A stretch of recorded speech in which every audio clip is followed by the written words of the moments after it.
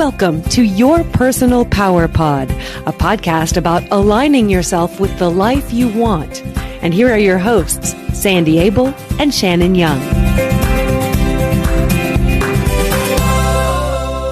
Shannon, this is a hugely exciting day. How are you today? I am so great. How are you doing? I am fabulous, and I am just in awe that this is our 100th episode. I cannot believe that when we said, hey, let's do a podcast 2.5 years ago, we are now at 100, which is very exciting. Cue the confetti. Yay. Oh, and the drum roll. We need the drum roll. The drum roll, yeah. It's really very cool. When we first started, we thought we've got some stuff to say, but we're not sure how it's going to go. And here we are, and here all of you guys are, and we just love having you as part of our life. So today, we always try to throw in a couple of quotes to support what we're talking about, but I know that each of us have our own favorite quotes that kind of rule how we live. And so today we thought we would just share some of those and talk about what they mean for us, and maybe they'll have some meaning for you as well. Exactly. And we're doing this fun, weird thing that we each chose 4 quotes. We may not get to them all. We may run out of quotes, but we have not told each other what our favorite quotes are. So we're just going to surprise each other as well as you all. So we're going to start with Shannon sharing one of her quotes. Yay! So this was a really easy assignment for me to do. Actually, it was easy, but it was also a challenge because quotes are a big part of my life, and I have a handful that I have carried with me for decades that are just huge and kind of are a thread that run through my life. And part of my challenge was editing. Yes, right. Cutting some of those down. Mm-hmm. There's also a snippet from a poem. Really, I could talk for weeks about quotes and the role they play in my life. But anyway, so I picked 4, maybe 5, depending on the time that we have. Maybe 6, depending on the time that we have. So I'll start with the first one. There are a couple that I'm sure lots of us have heard. I know they float around on Facebook, but they were my favorites before Facebook was even a thing. The first one is a quote from Rainer Maria Rilke. And the quote is long. It is, "I beg you to have patience with everything unresolved in your heart and try to love the questions themselves as if they were locked rooms or books written in a very foreign language. Don't search for the answers, which could not be given to you now because you would not be able to live them. The point is to live everything. Live the questions now. Perhaps then, someday far in the future, you will gradually, without even noticing it, live your way into the answer." Wow. That's deep. That's profound. And no, I did not memorize that. So tell us how that impacts your life. I love the fact that while we as a species know a lot, we don't know everything. While I love science and I love when we find the quote unquote answers, I also love the mystery.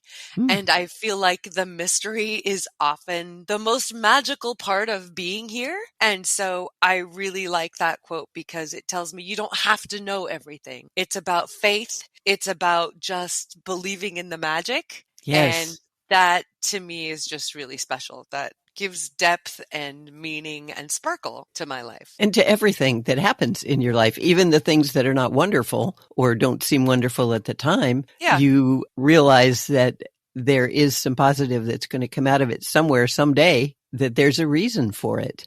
Mm-hmm.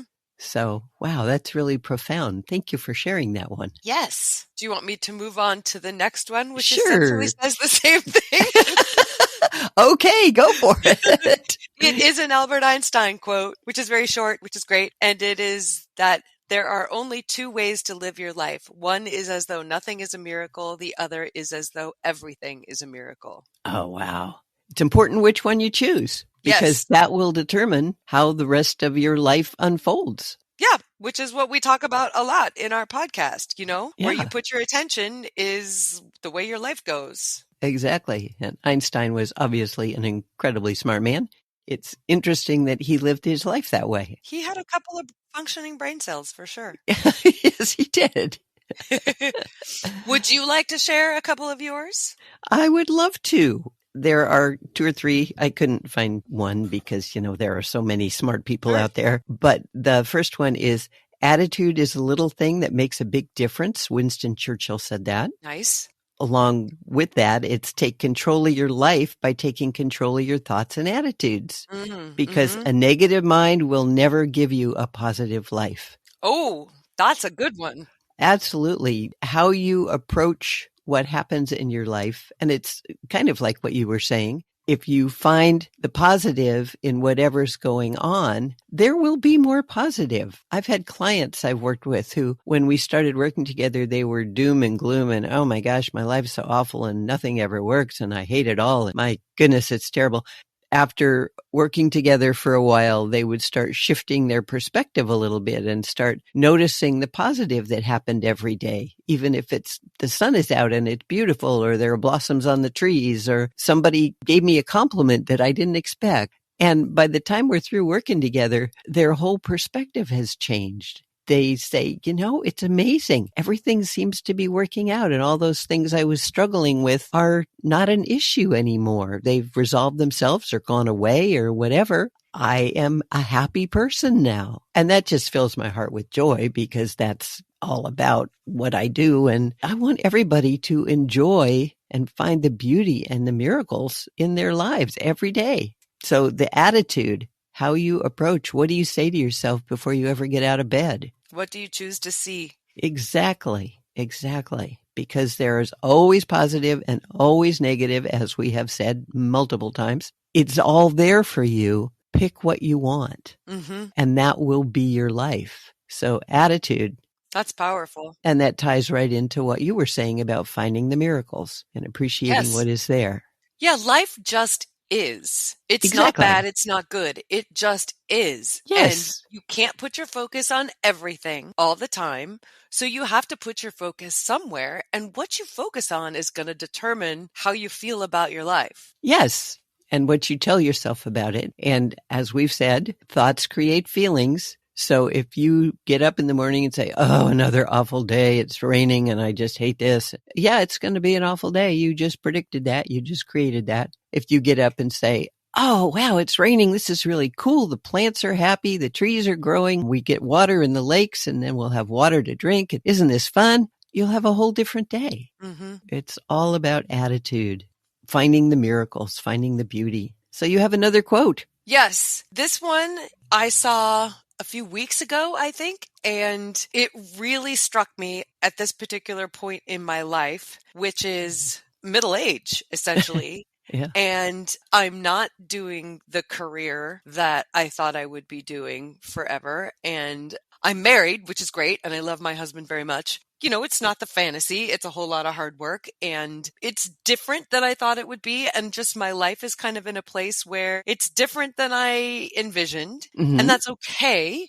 I've been feeling a little rudderless. And so this quote, I'm not even sure where it came from, but it hit me pretty hard. And it's from Wendell Berry. When we no longer know what to do, we have come to our real work. And when we no longer know which way to go, we have begun our real journey. Wow, that's profound. And that was so great because feeling lost is a horrible feeling. And to know that, no, this is an important place to be is really helpful. Absolutely. And you don't move ahead and do new things. If we're back to comfort zones here, if everything is as you predicted and exactly the way you wanted it to be, that's wonderful, but you can get too comfy there and not move ahead. And when you're feeling a little lost, it's perfect because then you look around and you say, so what can I do? Who can I help? What can I learn? How can I grow? All those important things to get you out of your comfort zone and help you create a new destination. So, that's beautiful. And it kind of ties into a passage I read somewhere many years ago that essentially said, when you're feeling like you don't know what to do, deciding not to make a choice is a choice. Yes, absolutely. Staying where you are right now because you don't know which direction to go in is definitely a course of action. Yes, that is a choice, and it's a wise choice because if you are aware and open to new things coming, something will come. Well, it's like the podcast. Never in my life did I think we would do a podcast. I didn't even know what a podcast was back in the day. it just appeared into my brain and your brain one day.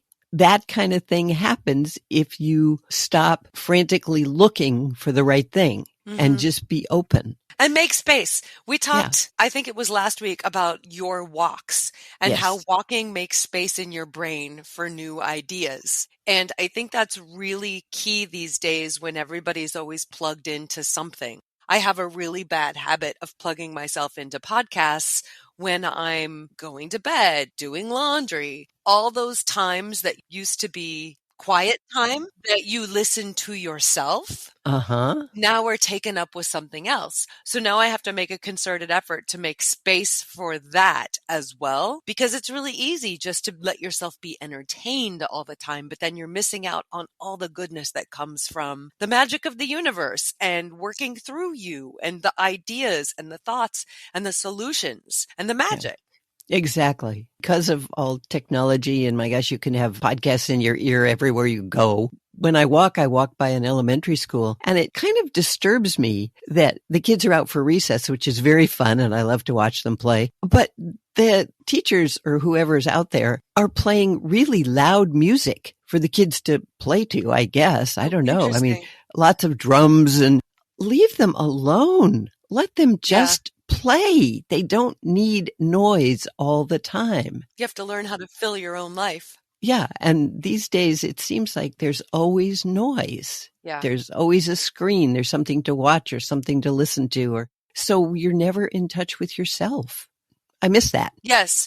I noticed it especially during the pandemic. Because I don't live in a noisy neighborhood, but I do live in a noisy neighborhood. You know, I'm close to a relatively busy street. There's a hospital a couple blocks away, so there's often helicopter traffic. There's just life noise around. And I never really thought about how loud that was, how much noise there was until the pandemic when it all stopped. Yes. And it was blissful to lay in bed at night and listen to the nothing. Yes. So I've started sleeping with earplugs.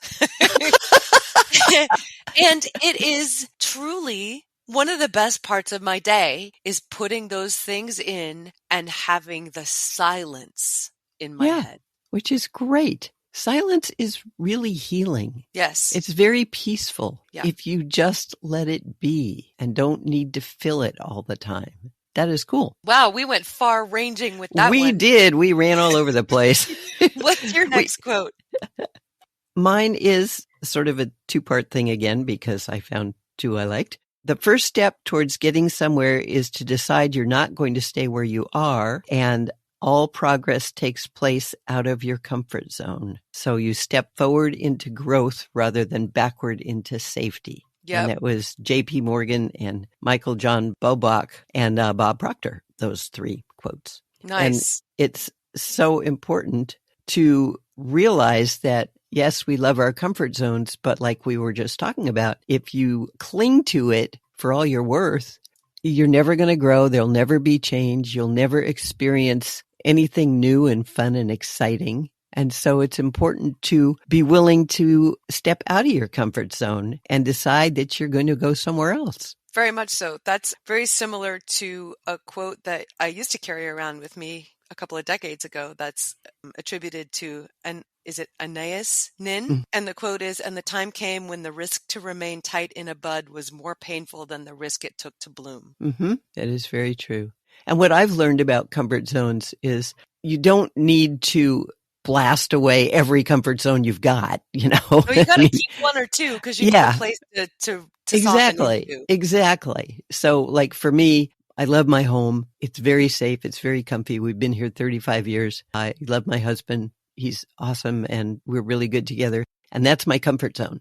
And that's my safe place. And we all need a safe place, emotionally safe and physically safe. But then with that, that gives me the strength to go out and do things that are a challenge for me. I've talked about how difficult it is for me to get up and do public speaking, although I do it and people seem to like it. But every time I do that, I'm thinking, but I can go home. I can be all safe in my house, you know.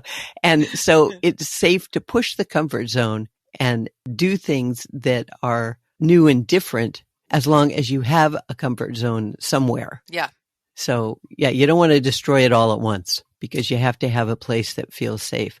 And that might be the people in your life. It might be where you live or where you work or where you walk, but identify what your comfort zone is, then find ways to branch out from that and grow. Mm-hmm. Sometimes it's as simple as having a routine, like being able to go out and try new things and do scary stuff, but knowing that you have a framework to return to. Right.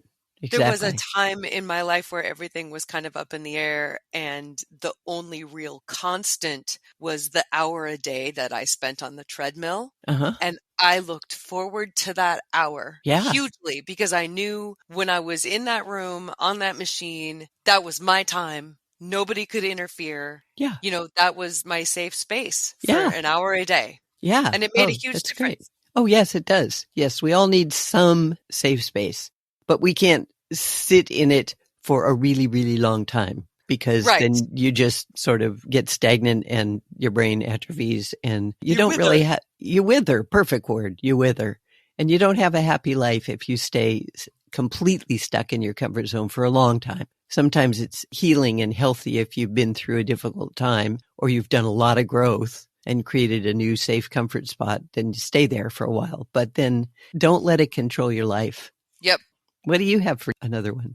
Well, my last quote isn't really a quote. It's the last line of a poem that I love. And this is one of the ones that has come with me for years and years and years. And it, to me, kind of sums up the other 3 or 4 quotes that I mentioned today. The poem is called First Lesson, and it's by Philip Booth. And the last line is, "Lie gently and wide to the light year's stars. Lie back, and the sea will hold you." Ooh, wow. And I love it. What does that mean for you? Well, the line before it, which is important to understand the context of the poem, right, is, "As you float now where I held you and let go, remember when fear cramps your heart what I told you. Lie gently and wide to the light your stars, lie back and the sea will hold you." Oh, yeah, you need the whole thing. You do, but you don't. To me, it's very literal if you read the rest of the poem, which is about a parent holding their kid in the water, holding them on their back, teaching them to float. Right. That last line for me just says, trust the universe. Yes. Mm-hmm. And trust yourself. Trust yourself, right. Yeah. Well, to me, this line means trust the universe, and the fact that I'm part of the universe means that I'm included in that. But I feel like that's the thread that runs through all of my quotes, which is there are things we don't know, and that's okay. And trust it. Absolutely. Instead of being afraid and running from it. Yes. And that is beautiful. And you live your life like that. I've seen it. Aw, thank you. What does that mean? You're aware of what's around you and you go with the flow and you find the opportunities. And as you said, trust the universe. That's beautiful. Oh, you are so kind, because as my mother, I know you have been victim to me railing against any number of things. Well, we all need to rail once in a while. You know, that's okay. But that is sweet. You know, there are some people who really struggle with why we're here. And I totally get that. I have every once in a great while peered into the existential abyss. But I just come back to the fact that I can't say I didn't have anything to do with the fact that I exist here. Because who knows? Yeah. But I don't remember signing up. I don't remember checking boxes that say, like, I want to be female. I want to have hazel eyes. None of those things were conscious decisions I, in my current incarnation, made. Like, something put me here, whether that's God or the universe or some science fiction. Maybe we're part of aliens. Game. Who knows? I have no idea. But I'm here. And so that must mean something. And so I don't question that, which I think is a really big problem for a lot of people. Like, why am I here? And what's the point? And I just kind of have always thought, well, the point is to be here and love each other. Like, yeah, exactly. Because we're all part of the exact same thing. That's right. And I don't know why it's so hard to see that we're not separate. Yeah. Some people have trouble getting the bigger perspective like that. They just get down in the weeds and it makes their life more difficult and get lost. So that's beautiful, Shan. Nice job. Thank you. That being said, the fact that we're all part of this together and let's hold hands and sing Kumbaya. I did see a Facebook post that spoke to me the other day, which I thought was big for me because I've always been very, I don't want to say free with my energy, but I have been very quick to share my energy with people. Yes. I'm too old for that now. And the quote was just some random Facebook quote that said, "Energy is expensive. We are not giving that out for free this year." So that is my current mentality. I am going to protect my energy and give it where it is earned. Well, and take care of yourself. Yeah. So cool. I have one more. Yes. It's actually 2 or 3 that all go together again. Okay. The deepest principle of human nature is the craving to be appreciated. That was William James who said that. Yes. And Margaret Cousins said, appreciation can make a day or even change a life. Yes. And what I know is the way we talk to our children becomes their inner voice. Yes. Yes. And being appreciated, being seen, being heard without judgment is huge. Speaking of Facebook, I read a beautiful story on Facebook about a 4th grade teacher wrote about a student that she had. I'll call him Jimmy. Jimmy came to her class and 4th grade, and he was sullen and angry and uncooperative, and his clothes were dirty, and he was disheveled, and he was just a mess. So she took an interest in him and started to care about him, what an awesome teacher. And she read back through every year the teachers at the end of the year wrote a synopsis about each student. In kindergarten, the teacher said, Jimmy's awesome. He's happy and fun and really smart, and he's at the top of the class, and I just love teaching him. 1st grade, it was the same kind of thing. And then the 2nd grade, the teacher wrote, Jimmy's mother is struggling with cancer and he's having a bad time, and I'm not sure quite what's going to happen to him. By the 3rd grade, it was Jimmy's mom died. His father is too distracted and distraught, and he's having trouble. And so when the 4th grade teacher read all this, she knew exactly what was going on. He wasn't getting the appreciation. He wasn't being seen. He wasn't being nurtured. He was being ignored, and it was destroying his life. Yeah. So what she did was just single him out all the time and tell him how smart he was and make sure he had friends, and spent the whole year basically building up Jimmy. And then he went on to 5th grade, and she continued to stay in touch with him and had a chat with his teacher, so that teacher also took good care of Jimmy. Then he went on to high school, and she stayed in touch with him. And by then he was doing great. And when he was graduating from high school, he sent her a note and said, I'm graduating. Would you please come? And she went, it makes me cry. She went to his graduation, and he had her sit right where the parents sit, because I don't know where his father was, but it wasn't part of what was going on. And then he moved on and went to college because he was really smart. She had stayed in touch off and on. And 4 years later, he sent her a note saying, I'm graduating from college. Would you please come and sit in the parents section? And she did. And then a few years later, he sent her the same kind of note saying, well, I'm getting my MD degree. I'm becoming a doctor. And would you come? And she did. And then he sent her a note a couple of years later saying, and I'm getting married, and would you please come sit in the front row and be my family? Because by then his father had died and she was his family. And she turned that boy's life around just by the power of appreciation, making him feel seen and heard and acknowledged and appreciated. That's awesome. You, more than anybody I've ever met, make it seem so easy to just see the person. You're always saying, people will tell me anything. And it's because you see them and you accept them. Yes, I don't judge. And you make them feel safe. You don't judge. You just allow people to be and appreciate them for that. And it is so powerful. Well, thank you. I'm glad. So do you. You do that. I'm working on it. I hope that we leave our wonderful listeners, who we greatly appreciate, with the challenge of, who are you going to appreciate today? What are you going to go out and tell somebody to make their day? Because the fact that you see them and you care could change their life. Like you're all changing ours. Yes. And please loop yourself into that practice. You gotta appreciate you too. Absolutely. Always, always. You can't give it out all the time if you don't feel it for you first. Right. Because you'll just run dry. Yep. So you have to appreciate who you are and then share it with the world, and you will change lives every day. Thank you so much, Sandy. This was fun. This was great. Thank you, Shannon, and thank you to our listeners for letting us try this whole new thing that was really fun to celebrate our 100th episode. Oh my gosh. And please, we want to hear your quotes. So send us your quotes. We'll pick some. We'll read them on the air. I love to know the words that people carry around with them that affect their life in a positive way every time they reflect on those words. So share them with us, please. Yes, absolutely. And if you want to tell us your stories about self-esteem and personal power and how those two things have affected your life, please do. We love hearing them. If there are topics you would like us to discuss in future episodes, share those as well. That's really helpful for us because we like knowing that we're talking about things you want to learn about. And if you want to review our podcast, that's really helpful also. We really appreciate that. And you can do it wherever you stream. Or if you just want to talk to us directly, that's also awesome. And you can visit yourpersonalpowerpod.com, click contact, and send us an email.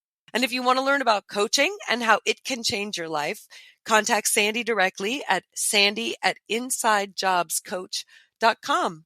We look, as always, forward to hearing from you. And until next time, find your power and change your life.